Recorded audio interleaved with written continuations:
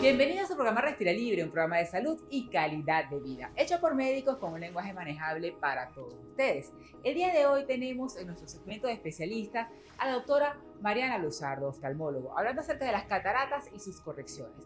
En nuestro segmento Respirando Asuntos de Mujeres, a la doctora Bárbara Coa, ginecólogo, con diabetes y embarazo. Y finalizamos con Respirando Asuntos de Hombres con el doctor Nelson Díaz Lairet, urólogo, hablando acerca de los tratamientos avanzados para el cáncer de vejiga.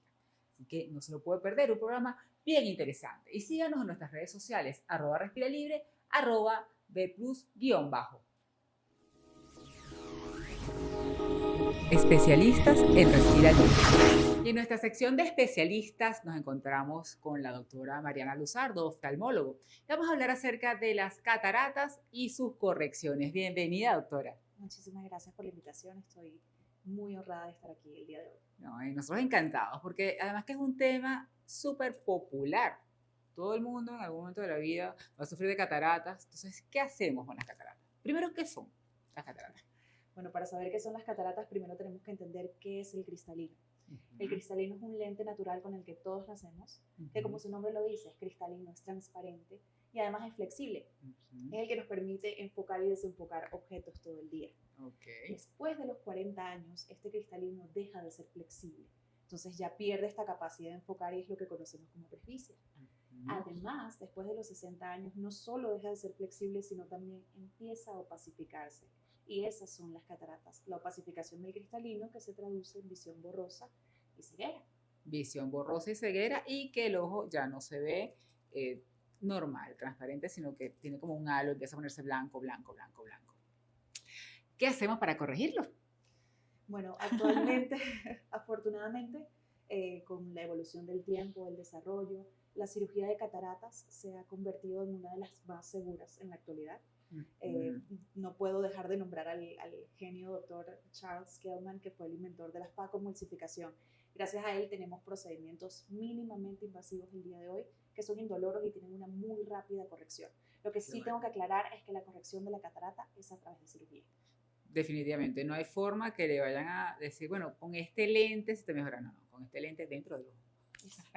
Dentro del ojo. ¿Cómo hacemos? ¿Qué hacemos para corregirlo?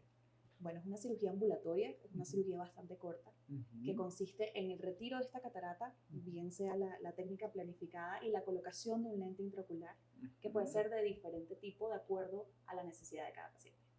Claro. ¿Y esta es una cirugía que en promedio dura cuánto tiempo? En promedio dura 10 o 15 minutos. 10 o 15 minutos. ¿Y la persona tiene después hacer qué en el periodo postoperatorio? Bueno, como toda cirugía, podemos hacer un gran trabajo, pero el paciente también tiene que colaborar. Exactamente, tiene que poner de su parte para tener una excelente recuperación. Ya el reposo no era como se creía antes, que el paciente tenía que estar en un reposo absoluto, porque las incisiones cada vez son más pequeñas. Pero es un reposo relativo, sobre todo estar en casa, puede hacer todas sus actividades visuales. Lo que debe evitar es el esfuerzo. ¿El esfuerzo y estar expuesto al ambiente? Preferiblemente, nosotros les decimos que la primera semana lo mejor es quedarse en casa. Lo mejor es usar quedarse en buenos casa. Lentes de sol también es y con importante. sus buenos lentes de sol. ¿Y ese cuidado de lentes de sol, por qué periodo de tiempo es? Sobre todo las primeras semanas. Al inicio es un nuevo material que tenemos dentro del ojo, entonces siempre van a haber fenómenos visuales, es probable que la luz moleste un poco y por eso pedimos el uso de lentes. Por lo menos 3 semanas, porque toda recuperación de nuestras células igual, son 21 días. Exactamente, pero igual dentro de todo siempre recomendamos tener unos buenos lentes de protección solar para seguir protegiendo nuestra retina, porque ya el cristalino no está, ya envejeció y lo retiramos, pero el resto de las estructuras de nuestro ojo siguen degenerándose, entonces la protección solar es clave. Bueno, y aprovechando que estamos hablando de protección solar, ¿el uso de lentes de sol debe ser para todas las edades? ¿Cuándo hay que hacer énfasis en más protección? Un poquito para esto. Para todas las edades, es como el protector solar en la piel, sucede exactamente igual en los ojos. Y no solamente la necesidad desde que tenemos bebés muy pequeñitos, sino tener una verdadera protección, comprar lentes en sitios confiables, comprar en ópticas de marcas reconocidas, ya que si nos colocamos unos lentes de mala calidad que no tienen filtro, el cerebro va a interpretar que tienes un lente oscuro, la pupila se abre, entonces entra más luz nociva. Y se lesiona. Es más dañino utilizar un lente de mala calidad que no usar ningún lente. Entonces sí es importante usar el lente desde etapas tempranas y con un buen filtro solar. Ese es un detalle importante, muy interesante. Y con respecto, regresemos a las cataratas. ¿Hay algo que podamos hacer para retardar un poco la aparición de las cataratas? Bueno, eso también es una pregunta muy frecuente porque no hay estudios importantes que reporten o demuestren alguna medida específica para retrasar las cataratas. Sería muy difícil estudiarlo, pero sí hay muchas medidas que nosotros recomendamos. La primera siempre va a ser el sol. Tener buena actividad física, tener buenos hábitos de vida y sobre todo evitar el cigarrillo, que ya sabemos que deteriora tantas partes del cuerpo. Eso es maravilloso, sobre todo por la microcirculación, porque el cigarrillo altera la parte de la circulación de los vasos más pequeños y eso nos afecta directamente. Entonces, pues muy bien, mi querida doctora. ¿Alguna otra recomendación en particular para nuestros ojos después de esa aparición de las cataratas o algo particular que se tenga que hacer después de la cirugía? Bueno, básicamente tener un control anual. ¿Cada cuánto? Pues porque muchas veces la enfermedad o esta dolencia no se manifiesta tan fácilmente. Como es progresivo, a veces el paciente no puede darse cuenta. Entonces un examen anual puede hacer que nosotros podamos detectarlo y desde que ya tenemos el diagnóstico podemos hacer la cirugía. Y me imagino que una pregunta muy común, ¿me opero un ojo primero, otro después? ¿Cuál el más afectado, el menos afectado? ¿Me opero los dos? Nosotros siempre hacemos esa aclaratoria, operamos un ojo a la vez por un tema de estadística y de seguridad. Siempre operamos el ojo que tiene peor visión y luego vamos al otro. Podemos hacerlo con 3 días de separación, una semana de separación, de acuerdo a la disposición de cada paciente. Maravilloso. ¿Cómo te contactan? Oftalmoderna, por Instagram, principalmente también en Clínica Oftalmoderna. Estamos en Santa Paula Plaza 2 en Oftalmoderna Clínica de Ojos. Oftalmoderna. Muy bien. Y si no la contactan, como siempre, @respiralibre para que podamos llegar a que usted cuide sus ojos. Encantada por esta entrevista. Muchísimas gracias. Y las pantallas de Respira Libre siempre para que usted mantenga esa salud ocular tan importante. Gracias. Quédese con nosotros.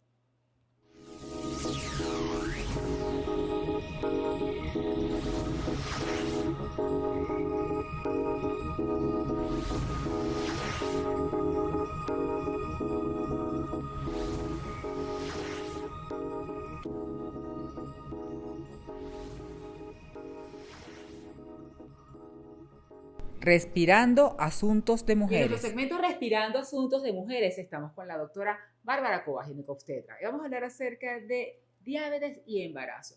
Un tema bien importante para que usted que está ahí en su casa tome conciencia o esté precavido acerca de cualquier cambio que pueda presentarse en esa mujer embarazada que usted tanto quiere. Bárbara, cuéntanos un poco, bienvenida. Muchas gracias, doctora, por la invitación.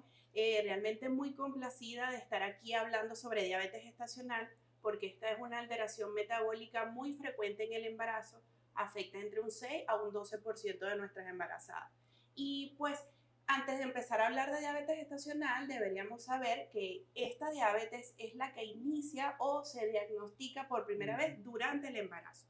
Parece tonto, pero no es una diabetes que diagnosticaron en la infancia, en la adolescencia o en otro embarazo. De hecho, esta diabetes gestacional, además de diagnosticarse, pues se le debe hacer un control en la etapa postparto y la mayoría de ellas pues resuelven. Y eso es un punto importante para que nuestras pacientes no estén asustadas en caso de ese diagnóstico. Exacto, pero sí tiene que ocuparse durante el embarazo porque también eso le puede traer alteraciones a los bebés.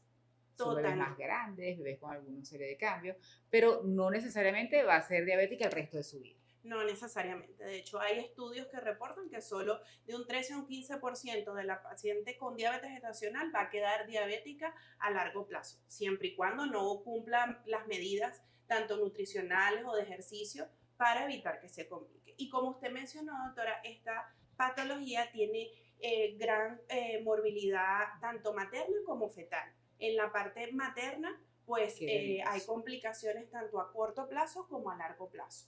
¿Cuáles serían las de a corto plazo para que de verdad se tome conciencia? Totalmente. La paciente con diabetes gestacional tiene más riesgo de desarrollar trastornos hipertensivos en el embarazo, como hipertensión gestacional, preeclampsia, como si hay un mal control metabólico, esta paciente tiene más riesgo de desarrollar abortos, más complicaciones durante el trabajo de parto, porque como usted bien dijo, son fetos en su mayoría, son fetos macrosómicos, es decir, fetos que pesan más de 4 kilos, entonces eso condiciona a la mamá que tenga traumatismos durante el trabajo de parto, más estancia hospitalaria porque tiene más riesgo de infecciones de cualquier tipo y también un punto muy importante que esos traumatismos durante el parto pueden complicarse con hemorragia que comprometan la vida de la paciente. Y bueno, definitivamente hay que estar muy atentos. Los controles prenatales tienen que ser obligatorios porque esto es una de las complicaciones. Vamos a hacer el énfasis de cuáles son las fechas de estos controles que deben hacerse. Sí, idealmente la consulta prenatal debería empezar antes del embarazo, es decir, la consulta preconcepcional, para que allí se detecte cualquier alteración metabólica y tratarla a tiempo. Pero si no, por lo menos la primera consulta debería ser antes del primer trimestre, es decir, antes de las 14 semanas. Allí a todas nuestras pacientes nosotros le vamos a solicitar una serie de paraclínicos y entre ellos pues está incluido la glicemia en ayunas. Esa glicemia nos va a ayudar a clasificar a esa paciente. Tiene una diabetes pregestacional, una diabetes que había pasado inadvertida, tiene una diabetes gestacional o tiene unos valores normales. Cuando hablamos de diabetes gestacional, desde la semana 1 de embarazo. Si yo hago una glicemia en ayunas a esa paciente que me acude a la consulta prenatal y esa glicemia está entre 92 y 126 miligramos de decilitro, esa ya es una paciente con diabetes gestacional. Pero si la paciente, su glicemia salió normal, es decir, menos de 92 miligramos de decilitro, el otro momento para yo hacer el diagnóstico de esta diabetes es entre la semana 24 y 28. Cuando hago la conocida prueba de despistaje de diabetes gestacional con carga 75, es decir, 75 gramos de glucosa. Esta prueba, pues lo ideal es hacerla en estas semanas porque son justamente donde hay un pico de hormonas que uno llama diabetogénicas. ¿Eso qué significa? Que hacen más propensa a la mamá a que tenga un mal manejo de la glucosa, del metabolismo de carbohidratos y una resistencia a la insulina que la predispone a este diagnóstico. O sea que hay que estar atentos. La primera semana, bueno, ideal preconcepcional, pero si no lo logró, la primera semana, después de la semana de 24 a 28. 24 a 28. Y sí, fue imposible porque también pasa en nuestro medio, la paciente no pudo controlarse en todo este primer y segundo trimestre, por lo menos deberíamos hacer un despistaje de diabetes entre la semana 31 y 32. Pero bueno, no es lo ideal es que sea antes del primer trimestre, entre las 24 y 28 y siga sus controles. Y esta diabetes gestacional la tratamos con dieta, la tratamos con insulina, la tratamos con hipoglicemiantes orales, ¿cómo la tratamos? Con todo eso, doctora. Con todo y más. Con todo y más. Pero en medicina casi todo se maneja con una fórmula poderosa que es la dieta y el ejercicio. Y antes de yo empezar un tratamiento farmacológico, lo ideal es que la paciente mejore su estilo de vida. Y ahí incluye que haya un plan nutricional. Aquí nos apoyamos muchas veces con un nutricionista para que oriente mejor a la paciente sobre lo que debe comer, pero en líneas generales la dieta debe ser normocalórica, es decir, no quiero que la paciente haga una dieta para rebajar, no. Va a consumir sus calorías de acuerdo a su índice de masa corporal, sin pasar hambre, sin restringir ningún grupo de alimentos, pero que sea balanceado, para que eso entre un 70-80% me pueda ayudar a que esa paciente tenga glicemias normales y no amerite insulina, metformina u otros controles más estrictos. Esto asociado al ejercicio, porque también te he demostrado que el ejercicio aeróbico me puede ayudar a regular los niveles de glicemia hasta un 40%. Entonces, con dieta y ejercicio, 2 semanas la paciente puede lograr tener sus valores normales y tener un bienestar fetal, que es lo que todos queremos, que haya un bienestar tanto materno como fetal. Maravilloso. ¿Cómo le contactan? Me pueden contactar a través de Instagram @doctora.barbaracoa y @womanclinics. Maravilloso. Y si no lo ubican, como siempre, @respiralibre y usted podrá contactar a la doctora Bárbara para este tema y para cualquier otro acerca de ginecología y obstetricia. Gracias por haber estado con nosotros. Muchas gracias, doctora. Y usted, manténgase acá, en Respira Libre.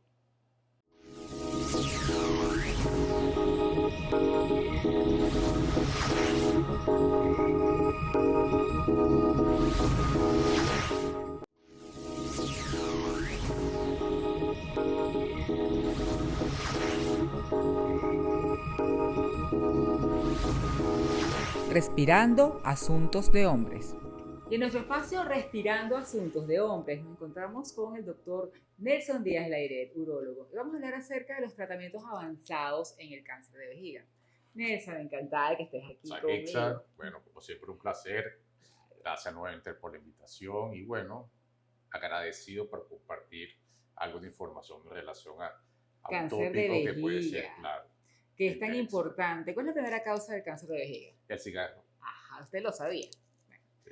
Ya lo tiene. Ahora, ¿cuáles son los tratamientos ya? Si lo tiene, ¿qué tratamientos tenemos ahora? Sí, bueno, depende del tipo de cáncer en el estadio en el cual se detecte. Se detecte. Los cáncer no músculos invasivos, en el cual afortunadamente son los más frecuentes.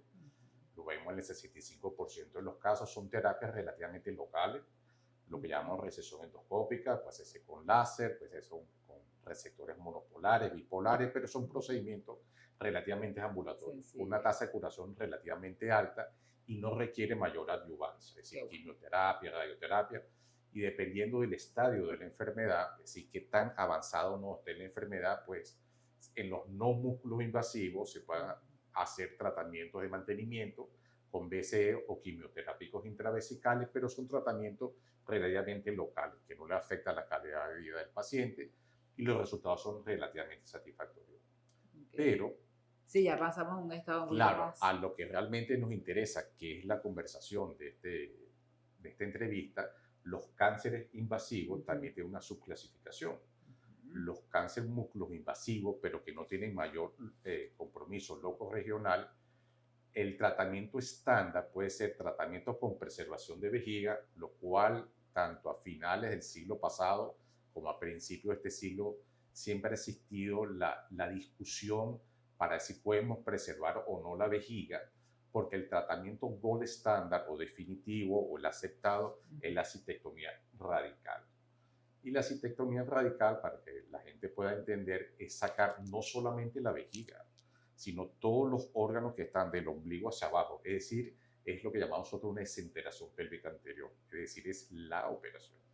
Indistintamente la técnica preferible por el cirujano, la laparoscópica asistida, asistida por robot o la cirugía abierta. Todos tienen más o menos la misma estadística en cuanto a tasa de éxito, aunque la cirugía abierta también depende también del grado de expertise del cirujano en relación a las complicaciones. Pero una cirugía muy agresiva, porque en el caso de la mujer se saca no solamente la vejiga, sino también el útero, el ovario, los anexos y toda la cadena ganglionar, tanto la bifurcación de las ilíacas, entendiendo que la arteria principal que sale del corazón es la aorta y que se bifurca, lo que llamamos todas las ilíacas comunes, que es lo que van a llevar sangre y riegan los miembros inferiores, pero a partir de ahí hay que sacar todos los ganglios. Y en el caso del hombre, aparte de la vejiga como órgano afectado, pues también la próstata, conductos deferentes, vesículas seminales, es decir, lo único que queda abajo es el recto sigmoide. Del resto se saca completo. O sea que la clave es, primero que no fume y después que tenga un control cada cuánto. ¿Cuál es lo ideal para el control? Para un diagnóstico precoz. En cuanto al cigarro, y bien que menciona ese tema, la gente siempre relaciona el cáncer broncoagénico, la primera causa del cáncer broncoagénico con el hábito tabáquico acentuado, y sí, pero no. La primera causa de cáncer en vejiga es el cigarro. Es por eso que en España, por ejemplo, los grandes protocolos que nosotros seguimos en relación al control y seguimiento, los estudios en fase 1, en fase 2 o en fase 3, que salen a partir del mundo, salen de España. Porque después, cuando ellos pasaron la guerra civil, cuando Franco, el hábito tabáquico en España era brutalmente exagerado, ahí todo el mundo fumaba. Y es por eso que ellos tienen, hay un carcinogénico que es la nitrosamina relacionada con el cigarro, tienen la tasa más alta de cáncer de vejiga del mundo. Y los protocolos, los grandes protocolos, los estudios aleatorios y multicéntricos y los metaanálisis salen de España. Entonces el cigarro aquí es fundamental. Es más frecuente en el hombre que en la mujer. Creo que es la séptima causa de cáncer del hombre, el cáncer de vejiga, pero el sí o sí, el factor carcinogénico asociado es el cigarro. Y es porque la vejiga, la gente debe entender que los riñones son los grandes depuradores. Es decir, nosotros no botamos tanto nuestro material de desperdicio metabólico por las heces, por la materia fecal, sino por la orina. El riñón filtra todos los productos de metabolismo y cae en un gran receptáculo, un gran tanque que es la vejiga. Entonces, todo lo eliminamos a nivel renal o a nivel hepático, pero el riñón es el gran purificador del organismo. Y todas esas sustancias al final caen en la vejiga y es lo que condiciona la aparición del cáncer. La gente que trabaja con la industria petroquímica, la gente que trabaja con pinturas derivados de los biopolímeros, también son factores de riesgo muy altos. Y bueno, que las estadísticas actuales no están porque no hay tanto tiempo, pero todo lo que son el vape, aparte de la fibrosis pulmonar, también. Sí. Eso se ve con toda esta parte. Y la prevención, para que tú veas, lo que pasa es que el ser humano, el hombre adulto, no toma agua. Tomamos agua cuando somos niñitos, pero tú a la gente adulta le dices, ¿cuántos vasos de agua se ha tomado? Y ninguno. Pero si la gente tuviera el hábito de tomar agua en forma regular, con una cantidad relativamente significativa, la probabilidad del cáncer es prácticamente nula, porque como el sedimento no se forma y no está en contacto con la vejiga, pues tiene una diuresis constante, es decir, hace un efecto del río, no tiene sedimento que está en contacto con el epitelio, pues el factor carcinogénico, no estar en contacto con la vejiga y estar mucho más diluido y no concentrado, pues la gente, la probabilidad de cáncer es relativamente baja. Definitivamente, no fume y tome agua. Así es. Mi querido Nelson, ¿cómo te contactas? Bueno, mira, yo creo que en mis redes sociales están todos los contactos, mis vías de consulta, los sitios donde me pueden contactar. Es dr.nelsondíaz-lairet. Ahí están los teléfonos, la dirección de la clínica, mis horarios. Ahí pueden tan fácil como eso. Y si no, a través de @respiralibre y con todo gusto. Más que yo siempre lo digo cuando entrevisto, este es mi querido compañero de cirugía general, así que no les cuento los años que hagamos. Así es. Siempre un placer estar con ustedes. Y bueno, la oportunidad de estar en contacto con el público siempre es algo exquisito. ¿No? Es claro, así. Dale. Así que gracias y usted quédese con nosotros. Y así hemos llegado al final de este programa, esperando que haya sido de su completo agrado. Como siempre les digo, nos vemos en la siguiente entrega y hasta la próxima sonrisa.